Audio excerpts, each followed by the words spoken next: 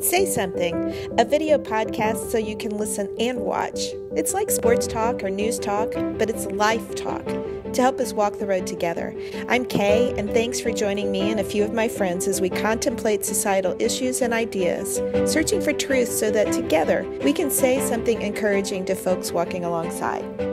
Our friend Kristin Schell with the Turquoise Table joins us to chat about connecting with and caring for neighbors today during COVID-19's social distancing environment and every day.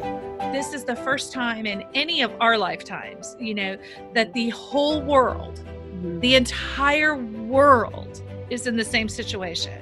We've heard the memes or we've seen the stories about it being compared to war. And certainly, I've never lived through one, but there could be that. But those are people against people. This is the all of humanity against a virus, and so there's an opportunity there to be like, throw caution to the wind and ask your neighbor's name, take the banana bread, take a flower, if you have pretty flowers in your backyard, clip a couple and just go leave them in someone's mailbox. This is the time to not be afraid of doing the good. Thanks for joining the conversation. Here we go.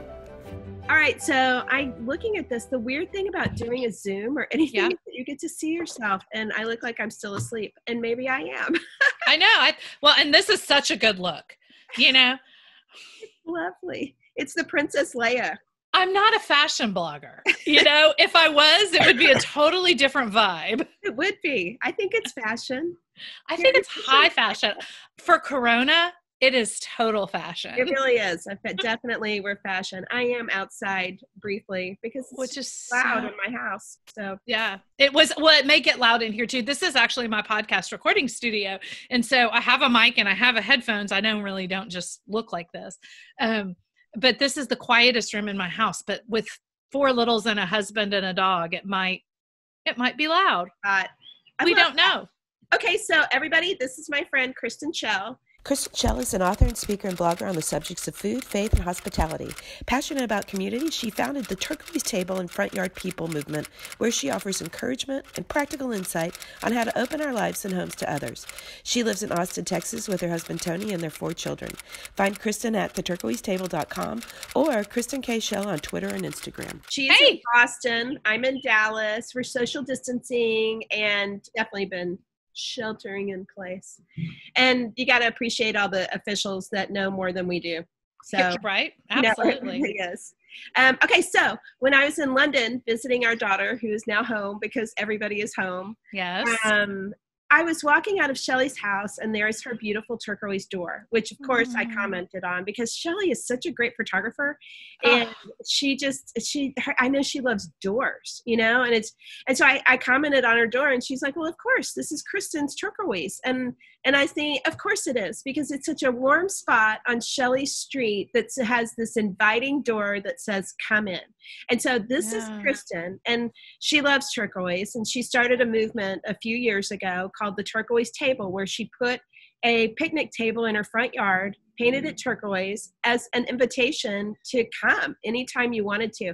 Now, have you regretted writing turquoise? Because spelling that thing, oh my gosh, is a bear. That's what I say. The hardest part about loving our neighbors in this whole thing is spelling turquoise. If you can spell turquoise, you've got it. But I also joke that thank goodness my favorite color wasn't mauve, because the mauve table, it just doesn't have that same effect, does it? No, it doesn't. And turquoise is such a warm and inviting color. And I know that you didn't, when you did it, it wasn't like, here's what I'm going to do and start a movement. Why don't you tell us a little bit about how it started and why you did it? Sure. Well, it's been 7.5 years. Can you believe that, Kay? So before putting a picnic table in my front yard, because it seemed a little weird at the time. We have picnic tables in backyards, and you've seen them in parks and in public places, but not really in people's front yards, right? Yeah. But before that, let me back up and tell you a little bit about where I was. I am a mom of 4 children, and, just was doing all the things, school, and activities and super busy. Right. And so in that busyness, I started to feel like, and maybe this will resonate with you, that I was going really wide, but I wasn't going deep. in my connections. So like I'd be 5 or 10 places a day, and felt like I was getting this connection, but it wasn't deep. Yeah. And so at the time I didn't know it, but I was lonely. And I think it's hard to use the word lonely right now because, there's sort of a pejorative, definition or maybe a negativity to that.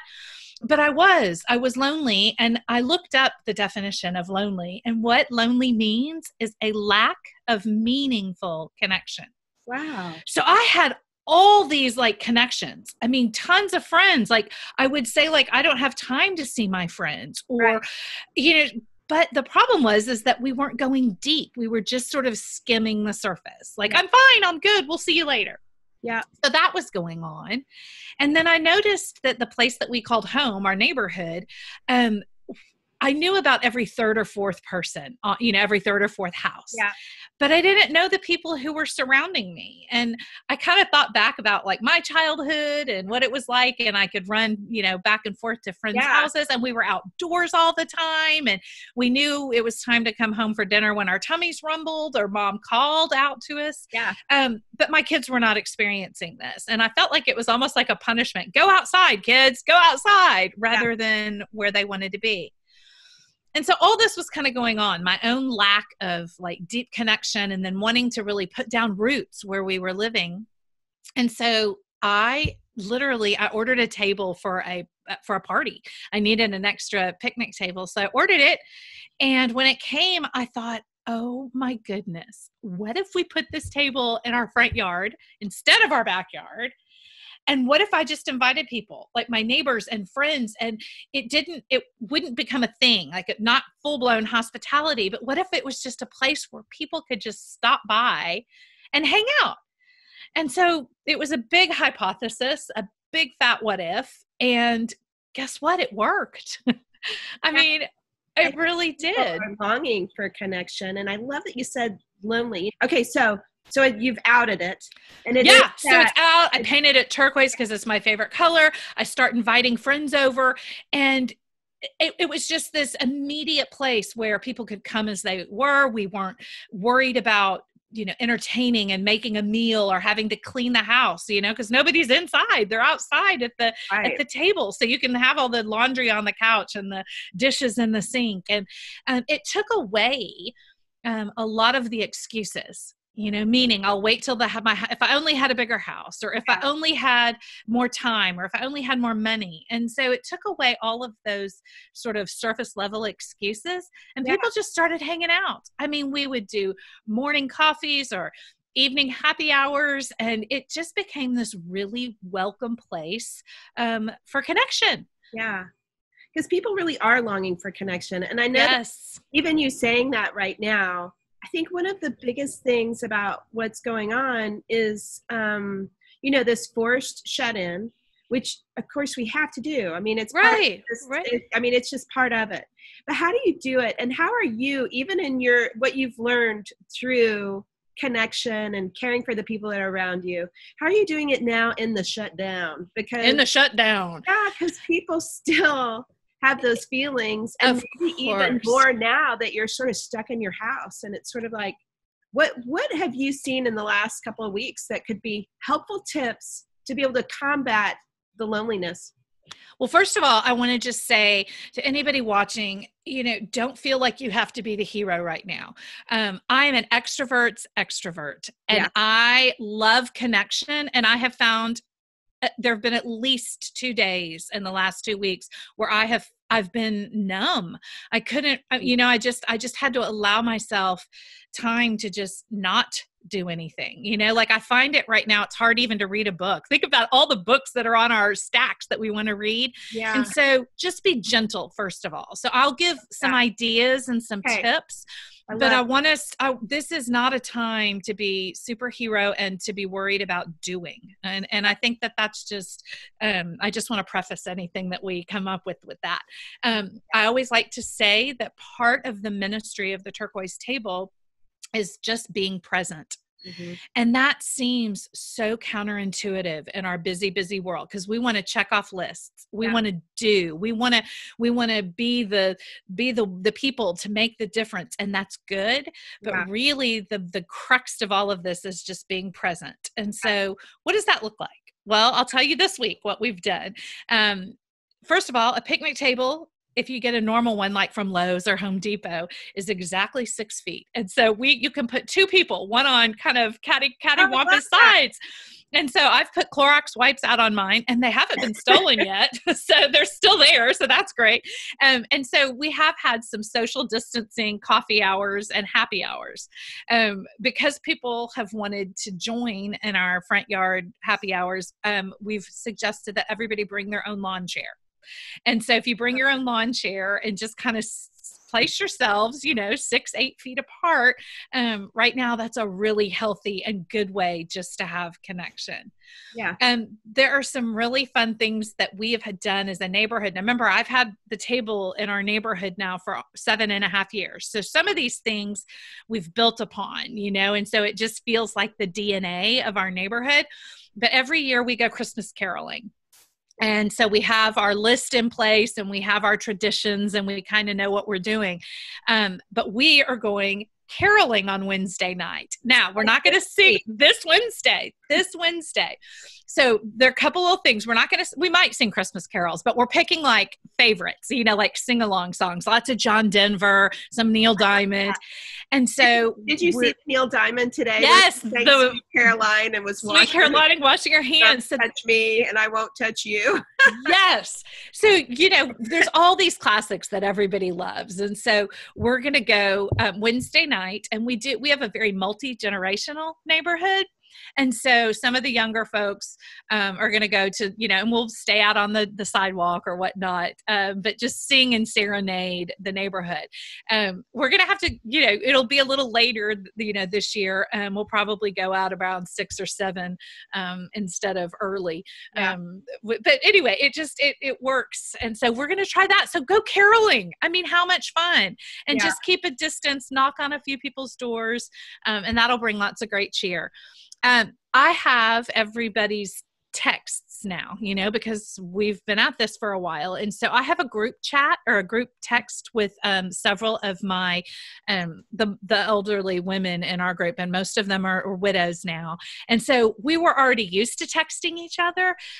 But I am like, I'm going to be all kinds of upset with y'all if I see you at the H-E-B. Now, I am your personal H-E-B shopper. And so they've let me, they've said, do you mind, picking this up, or and so just offering to do anything. We've been making extra batches of bread and delivering those to different people. It's not rocket science. Here's the encouragement. You don't need permission. Just do it. I think sometimes we just we think like, oh, well, what will they think if I just take over banana bread? Or what if they don't like banana bread? Trust me, everybody's going to love banana bread right now. And so it's just, don't overthink things. If it's on your heart, do it, And I think this is the time, knock on a door and then distance yourself and just say, hey, I live 4 doors down, if you don't know them. And I'm just sitting here in my house. I figured you were sitting in your house. If you're okay with it, I'd love to get your number, and, let's just stay in touch. Yeah. I think now is such a great opportunity because people will be more receptive to it because we're all in the same situation. So when you got your group text, let's say that people don't necessarily have the group text for their block or whatever it is, what's a great way to start that? I literally at this point would create a flyer or something and just say, my name is Kristin. I live at, 6800, and, you've probably seen my kids out. Quick and easy. I'm putting together a resource list for our neighborhood. Obviously, in the times of crisis, we need each other. And we would love to be able to trade eggs or flour or just be there for each other if you need anything. And then just let them sign it, say maybe, here's my email, Right. here's my phone number. Please Yeah. send me your full contact information. And I bet you anything, that people right now are going to be much more, amenable to giving out their information. For sure. And even just say, we're starting a group text. This Yes. is whatever block, the 6800 block of we're in Greenbrier, and it's like, if you want to be on the block list, just text me your phone number, absolutely, your email also, so that you've got both of them. And then you can do your group list together, or even start, we still use paper around here. So we do too. Having a paper copy of who lives where. And so it's easy. It is. And one of the things that we did early on, and we do have a paper generated list because, like I said, we're very multi-generational. And so 7.5 years ago, 8 years ago, we were using technology, but not like we are now. Right. Yeah. And so it's really beneficial. And just say, one of us, even if you get a kid to draw out your block and just put the addresses and the names on it, doesn't have to be fancy, but just something, that people can visually see, and you really do want their name, their address, and their numbers and emails, because, like I may know Mandy's text by heart, but, and she's one of my dearest friends now, but if you asked me to tell her, I know her house, I walk by it every day, I wouldn't know her address to save my life, and yet she lives 2 doors down from me. So you really want, actually, I really don't know her address. I know exactly where her house is, but I don't know the number. So it is good to kind of collect that data. And then, send something out, and then just say, if you need anything, start with the basic needs, and then the fun stuff will come. Yeah. I think it's so important to just, like you said, just do it. And even if it's not you doing it, there could be someone that on the block that really doesn't mind going up to people's doors and doing that. And so involving everyone, I do think one of the great silver linings of this illness is that it opens a conversation. Everybody's on the same playing field. And so it allows it to be a conversation. And I don't think anybody wants to be lonely, and I think that's the key. There are definitely introverts. I also am not one, but I have a house full of them. Yeah, me too. I can appreciate introverts. And so it doesn't always mean that people need to be out front and, front and center talking all the time. For me, apparently it is. And Kristin, I think you're probably similar. But to be able to connect people, I think, is the key, especially in this time, just to let people know. And I think that's the beautiful thing. Whether they eat your banana bread or they don't eat your banana bread, they know that they've been seen and thought of. Absolutely. And the beautiful thing is that I would offer also as encouragement is sometimes I get in the position where I'm like, well, what would I do? What would I, and we get in what can be called analysis paralysis, so you think, I don't know how to make banana bread. So I don't know what to do. Here's the thing. You have everything you need and it will be received. If you like to doodle some art. If you like to make music, take your guitar outside and just start singing. Whatever gift or talent you have, share it. Now is the time. And, if you sew, whatever it is, we don't need a whole bunch of banana breads, and we don't need to all be Kristins. That's me. Right. Yep. So it's kind of a fun process to think, well, what do I do that just brings me joy, and for me, I just like to bake banana bread, but if it's, something else, then just do that and make it simple, because that's where the true joy and the true gift comes from. What are some fun stories that you've gotten on the other side of how something like this matters, either from other parts of the country where people have followed suit with their own turquoise tables? Well, that's been the most, I call myself now the holder of stories. And so to jump ahead a little bit, there are now literally thousands of turquoise tables in all 50 states. And I think we're up to 14 or 15 countries now. And it just goes back to, we all are longing for connection. And so the table isn't the hero of the story, the people are. And I mean, the stories vary from all different kinds, but people's neighborhoods are being transformed is the beautiful part of it. I'm recalling a story right now of, and I don't remember where she's from, but she would write to me and just say, there's this one neighbor, and he won't come outside, and we've tried, and he's grumpy, and, I'm afraid now to take my children over. What should I do? And finally, I hadn't heard from her in a while. And finally she emailed me back and she said, you're never going to believe what happened. And turns out her husband was outside doing something. I think it was yard work.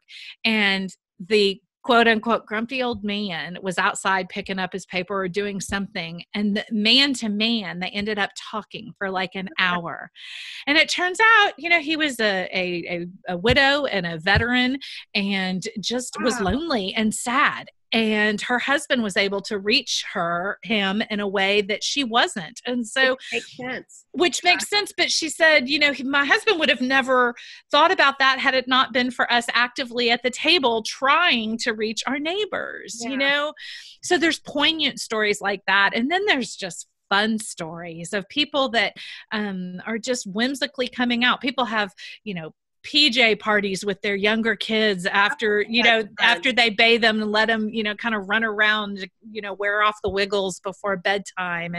And other people use it to, collect goods for, neighborhood food banks or, people. It's always just meet a need. And sometimes that need is just coffee or wine, with friends. And sometimes that need can be, taken onto a larger level for what is being met in the community. Yeah. Well, I know it's hard in this strange environment that we find ourselves in, but that doesn't mean that we still can't do it. And so, absolutely. Yeah. So what's your neighborhood like, Kay? Because I'm seeing more and more walkers and people out because because we're not at work, we're not at school. And so to me, I've been sitting out, well, it rained the last 2 days, but prior to that, and I'll be back out again, I've been sitting outside and just even waving, and it's kind of a joke. People are like, hi, I'm so glad to see you. And complete strangers, but like this longing to it's a human. I love you, It's so true. And we definitely have noticed that because people are still walking, which is great. Yeah, it's awesome. They closed down our parks. So my heart was really broke this morning for the families with young children. Because I know for me, when my kids were young, that any park was the saving grace. Exactly. Let them run. Right. Okay. So again, it's a brief period of time, and it's sort of like maybe in the conversing, we realize that it's people walking next to us and that we're compassionate and kind. I think it's super easy to be judgmental right now just out of fear. Yep. And maybe that's part of it, of connecting with people. You realize you're not alone and that we are all in this together.